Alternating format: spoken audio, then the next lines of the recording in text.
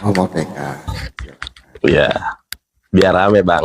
Biar rame. Oke. Gini. Gimana bang? Kebetulan saya itu lahir dari keluarga Kristen, Bang Nandar. Lahir dari keluarga ibu saya Kristen, bapak saya Islam. Jadi kami itu sangat kental sekali tentang toleransi.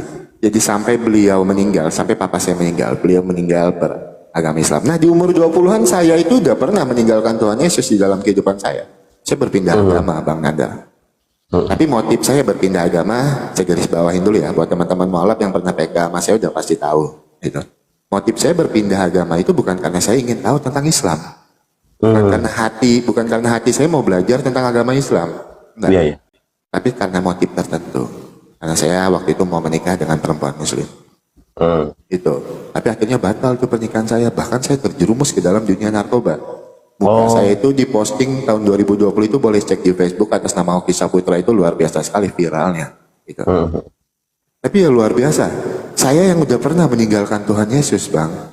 Tuhan Yesus itu tidak pernah meninggalkan saya sedikit pun. Tapi tidak ada kesalahan di dalam agama Islam ya, tidak ya. Karena motif saya berpindah agama bukan karena saya mau mempelajari, bukan karena hati saya, enggak. Gitu. Bukan karena hati saya, tapi karena memang saya punya motif tertentu. Itu, saya punya motif tertentu untuk menikah. Nikah ya. Nah, tapi luar biasa, Bang. Saya merasakan perbedaannya, Bang. Ketika saya meninggalkan Tuhan Yesus di dalam kehidupan saya tidak punya damai sejahtera itu. Gitu. Saya tidak punya damai sejahtera, bahkan saya terjerumus ke dalam dunia narkoba. Tapi ketika saya mengenal Tuhan Yesus, ketika saya kembali menerima Tuhan Yesus di dalam kehidupan saya, wah luar biasa. Tuhan Yesus yang mampu melepaskan saya dari jerat belenggu narkoba di dalam kehidupan saya, Bang. Begitu, Bang. Jadi saya udah terima Tuhan yang benar sekarang, Bang. Yang saya tahu di luar Tuhan Yesus itu tidak ada keselamatan, Bang. Silakan. Baik, baik. Kalau dulu abang masuk Islam karena motif pernikahan, kemudian pernikahannya tidak jadi, lalu abang terjatuh dalam dosa, itu karena kekecewaan abang. Ya, karena kekecewaan abang, bukan karena Islam salah. Justru abang masuk Islamnya bukan dari hati. Sedangkan orang yang masuk Islam itu adalah orang yang benar-benar menerima kebenaran. Bukan karena mau nikah, bukan karena satu dan lain hal, tetapi pribadi yang lebih baik setelah mereka diperbaharui dengan iman dan Islam. Jadi kalau kesaksian abang itu mungkin perjalanan rohani abang ya. Cuma kalau terkait abang merasa bahwa Tuhan abang ini benar, nah ini perlu didiskusikan. Karena setiap agama, setiap penganut agama apapun mengklaim bahwa agamanya lah yang benar. Akan tetapi, bagaimana kita meyakini bahwa suatu agama itu benar kalau di dalam kitab sucinya tidak terdapat, tidak termaktub bahwa yang kita sembah itu adalah benar. Nah, jadi boleh nggak kita diskusi pada kesempatan pagi hari menjelang siang ini? Oke, ini 10:30 mungkin nggak lama, Bang ya, beberapa menit saja. Nggak lama ya? Gitu. Kalau ini nanti kita bikin ini aja, nanti kita DM-an, kita bikin jadwal aja. Itu kebetulan. Iya, ini abang sampai jam berapa? Ada waktunya? Sampai jam 11-an, Bang. Itu. Sampai jam 11 ya. Okay. Gini aja Bang ya. Satu saja pertanyaan saya. Coba abang buka Matius 5 nomor 20. Bacakan aja, Bang. Matius 5 ayat 20. Apabila keagamaanmu tidak lebih benar dari keagamaan ahli-ahli Taurat dan orang Farisi, kalian tidak akan masuk sorga. Kemudian Matius 7 ayat 21. Bukan setiap orang yang memanggil aku Tuhan, Tuhan, Tuhan akan masuk ke dalam kerajaan sorga. Bukan. Yang masuk ke dalam kerajaan sorga adalah mereka yang melakukan kehendak Bapa yang di sorga. Salah satu kehendak Bapa yang utama adalah Markus 12 ayat 29. Sema Yisrael Adonai Eloheinu Adonai Ehad. Dengarkanlah hai orang Israel, Tuhan kita adalah Allah yang Maha Esa. Nah, pertanyaan saya, Kalau kita melihat di dalam Matius 7 ayat 21, Matius 5 ayat 20, ternyata tidak ada jaminan di dalam kekristenan, Bang. Tidak ada jaminan keselamatan di dalam kekristenan. Orang yang bisa masuk surga adalah orang yang beragama. Lebih benar agamanya dari agama Yahudi. Pertanyaan saya, agama apa yang lebih benar dari Yahudi menurut Yesus? Karena waktu itu Yesus berbicara agama menurut Alkitab yang abang yakini sekarang ini. Silakan, Bang. Oke, banyak sekali ya ayat yang abang kutip ya. Dua ayat aja, Bang. Matius 5 20 sama Matius 7 ayat 21 dan Markus 12 29. Silakan. Kalau abang bilang tadi jalan yang benar, Tuhan Yesus sendiri mengatakan, akulah jalan kebenaran dan hidup. Tidak ada seorang pun yang dapat datang kepada Bapa kalau tidak melalui aku. Tidak ada, Bang. Nabi-nabi lain yang berani mengatakan itu. Cuma Tuhan Yesus satu-satunya yang berani mengatakan itu, Bang. Tapi pertanyaan saya bukan jalan. Sebentar. Abang tadi bilang, abang tadi bilang kebenaran kan? Itu. Kalau Tuhan yang kita pilih itu adalah yang benar yang mana? Makanya saya mau terangin sedikit. Gitu. Di Yohanes 14 ayat yang ke-6 itu jelas sekali. Akulah jalan kebenaran dan hidup. Tidak ada seorang pun yang dapat datang kepada Bapa kalau tidak melalui aku. Akulah jalan kebenaran, bukan sekedar benar. Akulah jalan kehidupan. Luar biasa. Gitu. Makanya kalau abang tanya, siapa Tuhan yang benar? Gitu. Ya, saya nggak tanya Tuhan yang benar, abang. Gitu. Kan abang bilang di awal tadi kan, kalau abang memilih agama itu harus Tuhan yang benar. Itu ajaran yang benar. Ya, Tuhan Yesus ajaran yang benar. Karena Tuhan Yesus yang mengajarkan kita ajaran kasih.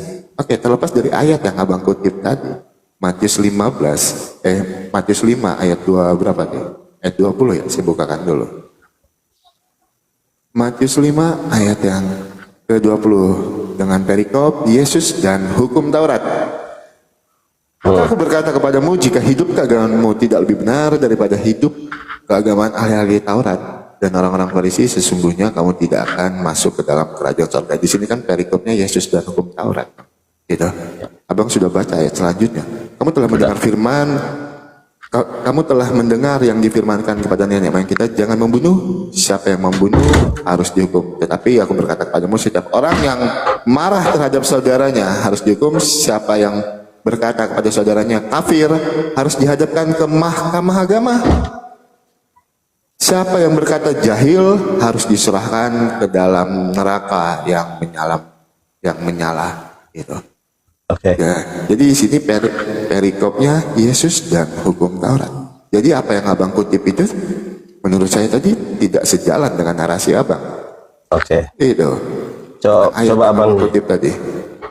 Silakan bang. Kalau kita baca Matius 15:24, saya percaya kalau Yesus itu adalah jalan kebenaran dan hidup. Saya percaya.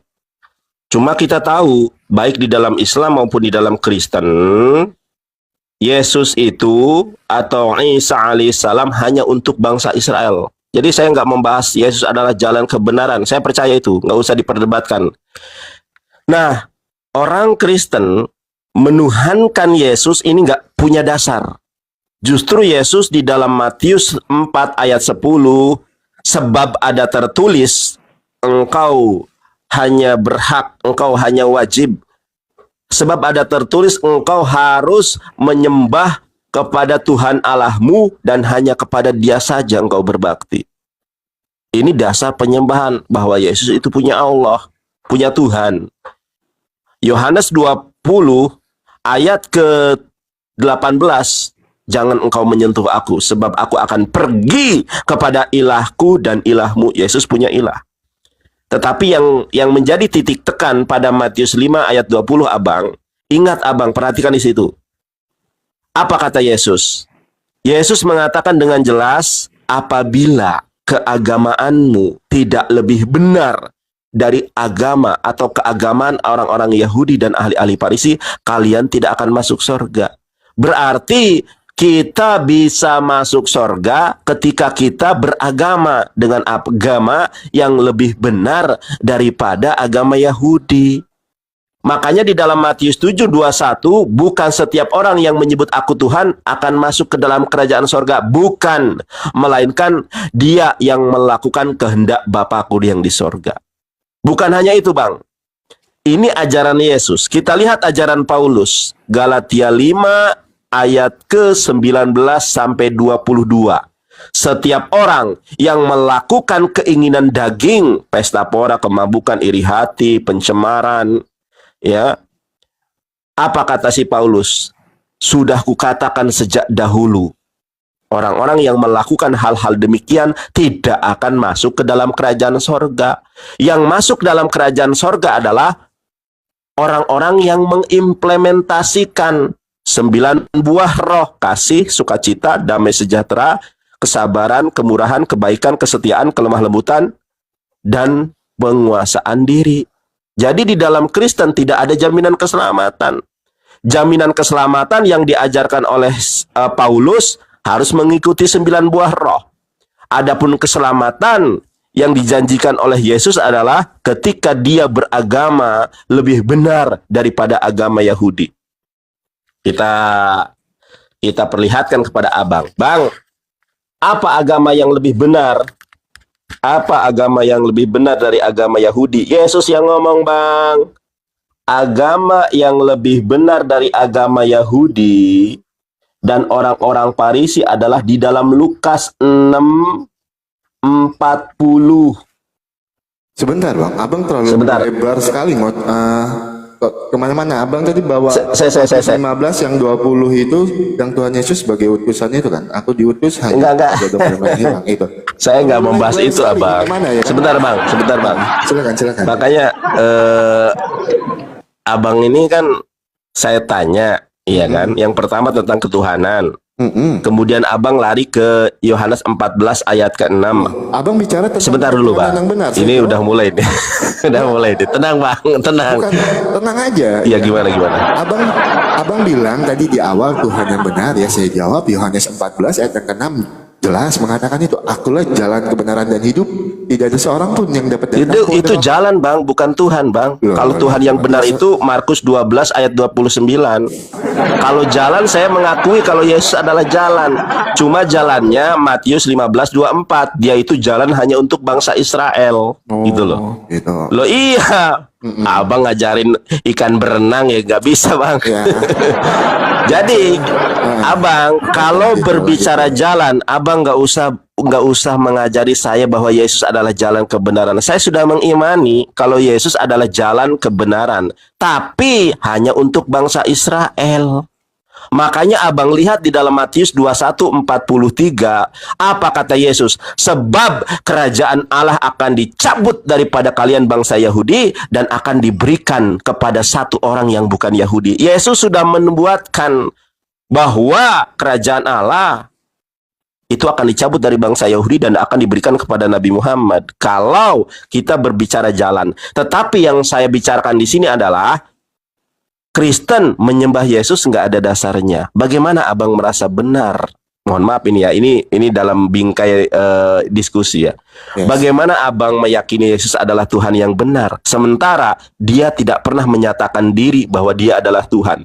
Tuhannya Yahudi menyatakan dirinya adalah Tuhan. Di dalam Sefer Shemot Ferek Esri Mismar Stayim atau kitab Keluaran 20 ayat kedua, apa Tuhannya bangsa Israel katakan? Anohi Adonai Eloheha Asher hasyatika me'aret Misrayim mebet rambadim. Aku ini adalah Allah Tuhan kamu. Tuhannya Yahudi mengaku bahwa dirinya adalah Tuhan. Tuhannya Islam Yohanes 14 Toha ayat 14, innani anallahu la ilaha illa anna. Aku ini adalah Allah, tidak ada Tuhan selain dari aku. Agama Yahudi dan agama Islam, Tuhannya menyatakan dengan jelas bahwa dirinya Tuhan. Sekarang saya tanya, Bang, banyak kali sejak kapan? Yang tadi dah belum saya jawab itu dua itu. Iya, makanya Abang kok katanya melebar. Saya menjelaskan nih titik permasalahannya di mana. Oke, gini aja deh, Bang. Abang mau bahas ketuhanan, boleh? Sebentar. Silakan. Aku mau jawab ya pertanyaan Abang. Jangan ngajak. Boleh, silakan. Berenang tentang Tuhan yang benar. Di mana Tuhan Yesus menyatakan dirinya sebagai Tuhan? Saya mau jawab yang di situ dulu. Boleh, Yohanes 13 silakan. ayat 13, kamu menyebut aku guru dan Tuhan. Dan tepat Boleh. demikian. Sebab aku guru dan Tuhan. Matius 11 ayat yang ke-27. Yohanes 17 ayat yang ke-5. Yohanes 14 ayat yang ke-9. Abang boleh catat ayat ini. Markus 2 ayat yang ke-5 sampai dengan 10. Yohanes 6 ayat 39 50. Jelas sekali di situ. Tuhan Yesus, walaupun tidak secara langsung, Tuhan Yesus menyatakan dirinya sebagai Tuhan. Tapi di dalam Matius 11 ayat 27 jelas sekali. Nah, terus pertanyaan abang yang satunya tadi, abang harus tahu dulu amanat agung Tuhan Yesus. Jadikanlah semua bangsa muridku dan baptislah mereka dalam nama Bapa, Anak, dan Roh Kudus. Filipi 2 ayat yang ke-10 sampai ke-11. Segala yang ada di langit, segala yang ada di bawah bumi, segala yang ada di atas bumi mengaku Yesus Kristus adalah Tuhan bagi kemuliaan Allah Bapa. Segala yang ada di langit, segala yang ada di atas bumi, segala yang ada di bawah bumi mengaku Yesus Kristus adalah Tuhan bagi kemuliaan Allah Bapa. Nah, kalau abang bilang agama yang benar, terus jangan mengajari. Yes, saya tidak pernah mengajarin orang tentang iman. Saya tidak pernah membahas iman orang. Itu tandanya apa? Karena saya sudah yakin sekali dengan iman saya. Saya pede sekali dengan iman saya. Tanpa perlu saya menjatuhkan iman orang lain, tanpa perlu saya mengutip-ngutip ayat kitab orang lain. Yang padahal kalau saya ingin lakukan bisa aja. Saya coba cara berpikirnya dengan cara berpikir Bang Nandar. Saya framing gitu kan. Saya pelintir itu. Tapi apakah itu dibenarkan di dalam ajaran Kristen? Enggak. Itu. Tapi ngapain juga saya harus framing kitab orang? Ngapain juga saya harus kutip-kutip kitab orang? Karena apa? Tuhan Yesus tidak mengajarkan kami seperti itu. Karena apa bang? Kami pede dengan iman kami dan kami pede dengan Alkitab bang. Alkitab itu tidak butuh support dari kitab-kitab lainnya untuk menjelaskan pertanyaan abang. Gitu. Nah tapi ada beberapa kitab yang butuh support. Di satu sisi mereka ngeklaim Alkitab itu kontradiksi, Alkitab itu palsu. Tapi kok ayat Alkitab dipakai Fokus juga untuk menguatkan dalilnya. Ya sebentar, itu abang tadi kan bilang jangan ngajarin ikan berenang. Nah saya jawab dulu sama abang. Saya sedang tidak mengajari ikan berenang. Itu ngapain saya ngajarin ikan berenang? Tanpa saya ajarin dia udah bisa berenang.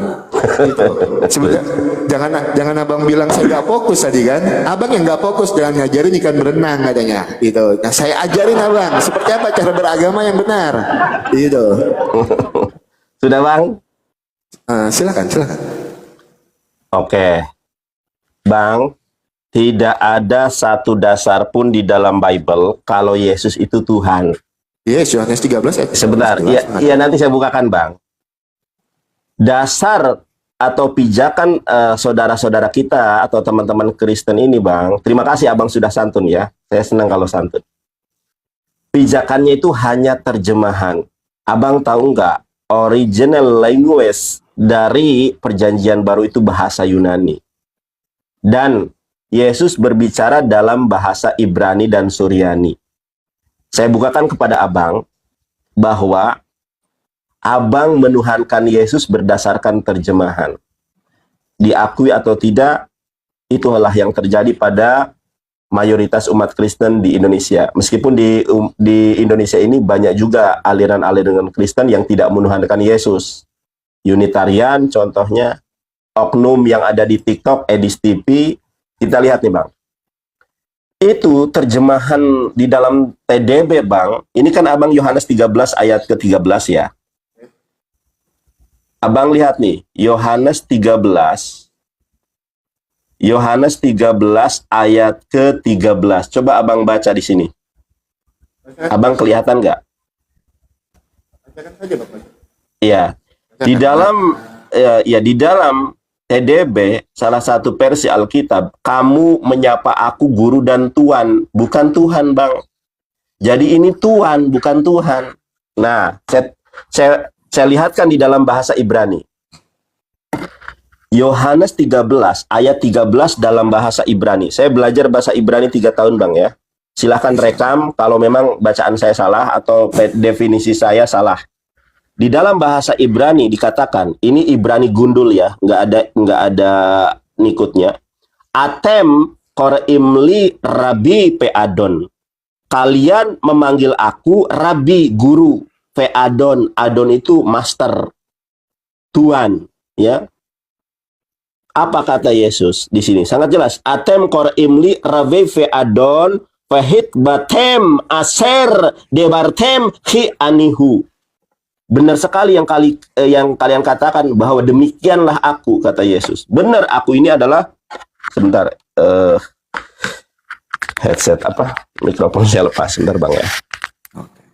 Ini dalam bahasa Ibrani. Kita lihat di dalam bahasa Yunani, Bang. Di dalam bahasa Yunani pun demikian. Yumeis ponai temeho didas kalos kaiho kurios. Kai kalos legete aimigar.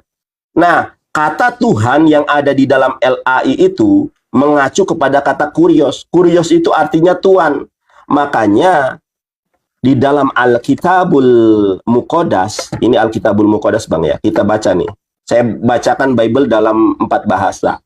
Yohanes 13 ayat 13. Makanya di dalam bahasa Arabnya, antum tad'unani mu'aliman. Antum kalian tad'unani memanggil aku mu'aliman, orang yang berilmu, wasaidan dan sayyid. Sayyid itu bukan God, Bang. Sayyid itu Tuhan. Makanya umat Islam kemudian serangkali mengatakan Sayyidina Muhammad, Sayyidina Abu Bakar, Sayyidina Ali. Kata Sayyid inilah yang ada di dalam Alkitab bahasa Arab atau kitab Alkitabul Muqaddas. Alkitabul Muqaddas menggunakan kata Sayyid di dalam Yohanes 13:13 yang artinya adalah tuan, bukan Tuhan. Nah, sebentar Bang, satu lagi. Bahasa Arab tuan, bahasa Yunani tuan, terjemahan TDB tuan. Saya tunjukkan sekarang di dalam Alkitab bahasa Inggris. Nah, jadi untuk menguatkan nih, kalau pijakan dasar Kristen menuhankan Yesus itu karena salah terjemahan. Abang lihat di depan saya, Bang, lihat Bang. Yes. Ini adalah Holy Bible. Harganya 800.000. Saya haturkan terima kasih kepada Pak Haji dari Makassar yang sudah mensupport saya dengan membelikan buku ini. Bang, lihat Bang ya. Ini Catholic Bible Fresh. Yes. The New American Bible. Kita buka Yohanes 13 ayat 13. Bener enggak di situ tertulis God? Ternyata Yohanes 13 ya, ini the Gospel according to John. Kita lihat ayat 13. 13. Mohon sabar Bang ya. Nih Bang. John 13 ayat 13. Kita lihat nih. Ayat 13, mana 13? Nah ini. You call me teacher and master, and rightly so, for indeed I am. You call me, kamu memanggil aku teacher, guru, and master, bukan God, Bang. Jeder. Jadi bertobatlah Abang, tidak mempunyai dasar. Bentar Bang ya. Atau kita 5 menit aja ya, biar enak Bang ya. Nanti setelah ini Abang 5 menit biar tidak menyanggah. Tapi setelah ini nanti saya bertanya satu pertanyaan sama Abang. Boleh. Ini silakan selesaikan dulu yang ini. Silakan. Ya, nanti ini 5 menit saya selesai. 13 ya, jangan lari ke sana kemari biar saya jelas. Gimana? Fokus di Yohanes 13 ayat 13 aja, jangan lari-lari ya. Baik. Enak menjelaskannya. Oke, lanjutkan. Ya, jadi Yohanes 13:13 dalam bahasa Yunani, saya tunjukkan lagi bahasa Suryani ya. 5 bahasa saya tunjukkan nih. 5 bahasa saya tunjukkan ya. Mana nih? Ini adalah bahasa Suryani, Yohanes 13 ayat ke-13 nih.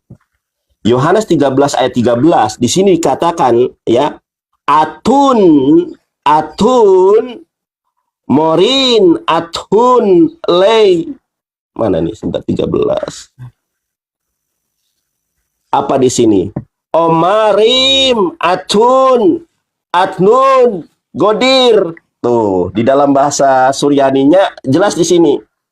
Apa di sini dikatakan? Kalian memanggil aku moren, sorry nih ya. Atun tuh kalian, moren, atun kalian memanggil aku adalah guru, moreh kalau dalam bahasa Suryani.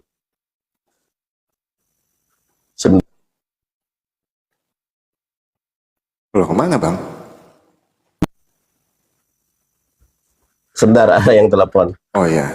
Ya, jadi dalam bahasa Suryani, dalam bahasa Ibrani, dalam bahasa Yunani, dalam bahasa Arab, Yohanes 13 ayat 13 murni adalah, mohon maaf bang, ini adalah manipulasi dari LAI untuk menyesatkan umat Kristen di Indonesia. Dalam Alkitab bahasa Inggris, master.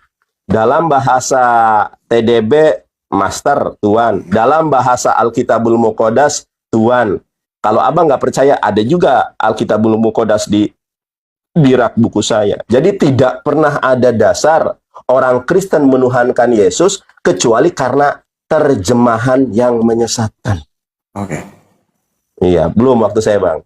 Nah, bukan hanya menyembah Yesus bang, menyembah Roh Kudus juga tidak memiliki dasar. Bahkan Musa tidak kenal itu Roh Kudus. Silahkan abang jelaskan kenapa abang menyembah Yesus. Sementara tidak ada dalil, tidak ada nas yang menyuruh manusia menyembah Yesus kecuali Yesus mengatakan menyembah Allah yang esa. Jeder.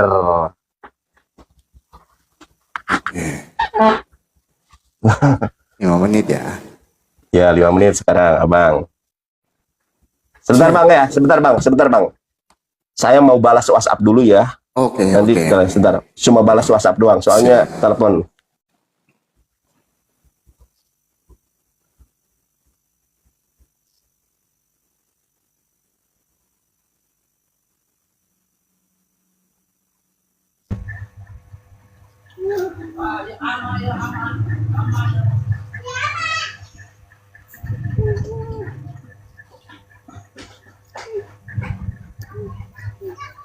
Oke bang, mulai bang, lagi bang. Mohon maaf bang ya, ada telepon soalnya. Siap. Oke, silakan. Oke. Ya, sebelum saya jawab pertanyaan Bang Nandar tentang penggunaan kata Tuhan yang bisa berubah menjadi kata Tuhan. Sebelumnya saya mau sampaikan dulu. Kadang-kadang memang standar ganda ya kalian ini. Kalau terjemahan yang menurut kalian tidak menguntungkan untuk iman kalian bilang itu terjemahan yang sesat. Tapi kalau terjemahan yang menguntungkan untuk kalian gunakan Alkitab itu untuk memperkuat dalil kalian. Ya sebenarnya kalau memang menurut kalian terjemahan itu sesat, jangan gunakan dong. Jangan gunakan Alkitab itu untuk memperkuat dalil kalian. Ya karena terjemahannya kan sesat, ya kan? Itu. Tapi kalau yang menguntungkan itu kan, boys kalian pakai lah itu. Tapi kalau tidak menguntungkan, kalian bilang terjemahan itu salah. Saya mau jelaskan sedikit teman-teman. Ya memang itulah orang-orang yang standar ganda ya kan. Gitu. Yes. Jadi gini. Yohanes 13 ayat 13 saya bacakan ya. Kamu menyebut aku guru dan Tuhan, dan katamu itu tepat, sebab memang akulah guru dan Tuhan. Itu. Yes, di dalam terjemahan lama itu menggunakan kata Tuhan. Itu. Dan di terjemahan baru Lembaga Alkitab Indonesia mengartikan itu sebagai kata Tuhan. Nah, kalau kita ingin mengartikan satu kata, kita jangan fokus dengan satu kata itu, tapi kita harus lihat konteks kalimatnya dulu. Itu. Kita harus lihat konteks kalimatnya. Kata Tuhan itu menggunakan kata kurios. Dalam kamus besar bahasa Yunani itu bisa diartikan sebagai Tuhan.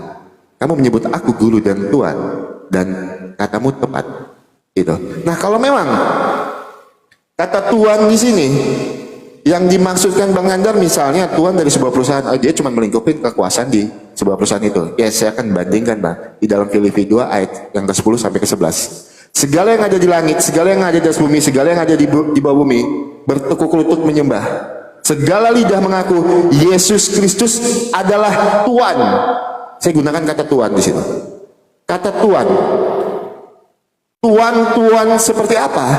Segala yang ada di langit, segala yang ada di atas bumi, segala yang ada di bawah bumi bertekuk lutut menyembah, dan segala lidah mengaku Yesus Kristus adalah Tuhan bagi kemuliaan Allah Bapa. Tuan-tuan seperti apa? Nah, makanya gini, kata Tuhan itu tidak akan pernah bisa berarti menjadi Tuhan apabila di dalam konteks kalimat Tuan dalam sebuah rumah. Kata Tuan di situ tidak akan pernah bisa menjadi Tuhan. Karena apa? Tuan dalam sebuah rumah itu cuma menguasai kekuasaan di dalam rumah. Tapi kata Tuan akan bisa berarti sebagai Tuhan di dalam Filipi 2 ayat yang ke-10 sampai ke-11. Segala yang ada di langit, segala yang ada di atas bumi, segala yang ada di bawah bumi bertekuk lutut menyembah. Segala lidah mengaku Yesus Kristus adalah Tuhan bagi kemuliaan Allah Bapa. Maka kata Tuhan bisa diartikan sebagai Tuhan. Oke, saya bawakan analogi yang gampang ya. Kata Gusti tidak akan pernah bisa berubah.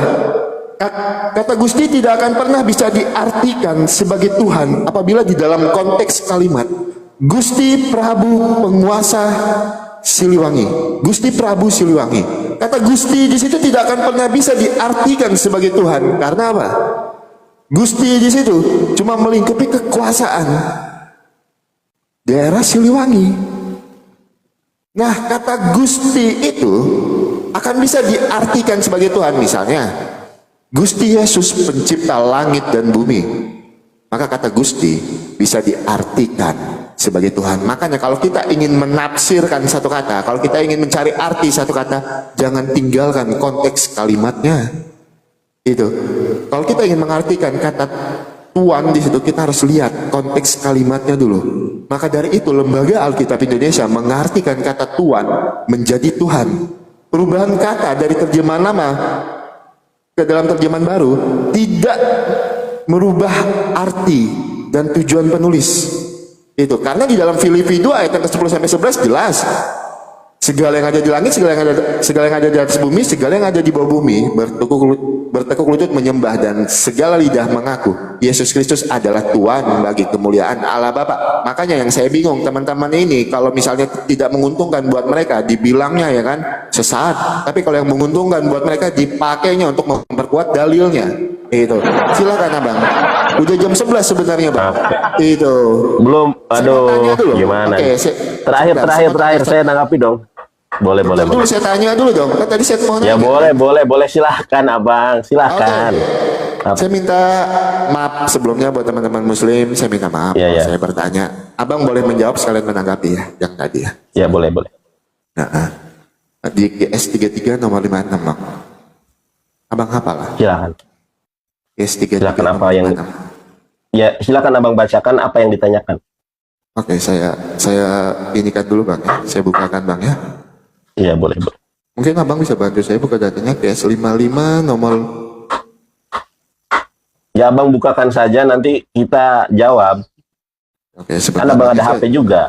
Iya, kalau nggak bisa Qurannya, terjemahan aja nggak apa-apa. Oke, saya bukakan datanya Bang ya. Iya, boleh. Ini gitu.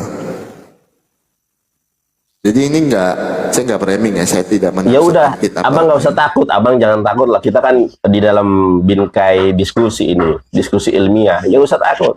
Saya lawyer Bang. Siap. Gimana ini kita diskusi ilmiah. Ya, pertanyaannya apa? Apa yang ditanyakan? Saya bacakan ya. Boleh. Terjemahannya ya, teman-teman boleh cek. Iya, boleh. Silakan. Sesungguhnya Allah dan para malaikatnya bersalawat untuk Nabi. Wahai orang-orang yang beriman, bersalawatlah kamu untuk Nabi dan ucapkan salam dengan penuh penghormatan kepadanya. Yang ingin saya tanyakan. Ya. Kenapa Allah bersalawat untuk Nabi? Apakah derajat Nabi itu lebih tinggi, Bang, dibandingkan Allah? Karena apa? Di dalam ayat ini tertulis, sesungguhnya Allah dan para malaikatnya bersalawat untuk Nabi. Apakah derajat Nabi itu lebih tinggi dibandingin Allah? Silakan Bang dijawab, karena ini bukan kitab saya. Silakan. Baik. A'udzubillahi minasyaitonirrajim. Bismillahirrahmanirrahim. Saya hafal ayat itu.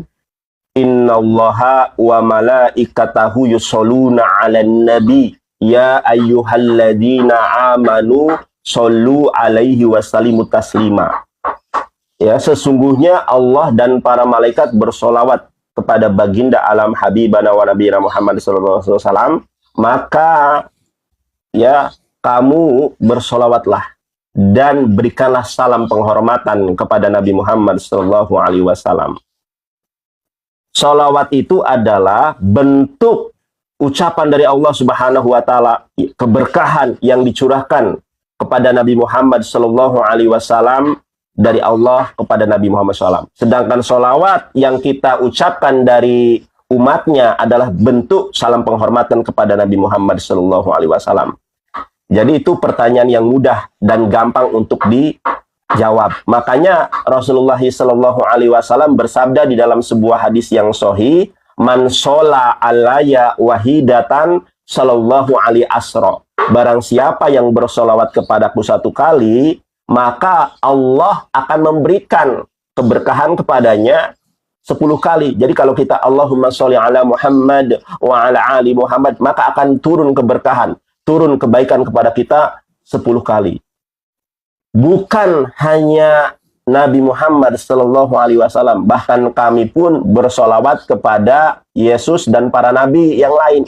Makanya ketika kami menyebut nama Nabi, misalnya Isa alaihi salam, semoga baginya keselamatan, kita juga bersolawat kepada Yesus. Jadi pertanyaan abang sudah saya jawab. Solawat yang termaktub di dalam Quran surat Al-Ahzab itu berkenaan apa? Berkenaan Allah mencurahkan rahmat kepada Nabi Muhammad SAW. Bukan derajatnya yang lebih tinggi dari Nabi Muhammad, tidak. Bukan derajatnya Nabi Muhammad lebih tinggi dari siapapun, tidak. Nabi Muhammad SAW adalah Nabiullah, Nabi Muhammad adalah Rasulullah. Bahkan, saya tunjukkan kepada abang bahwa Yesus juga disolawati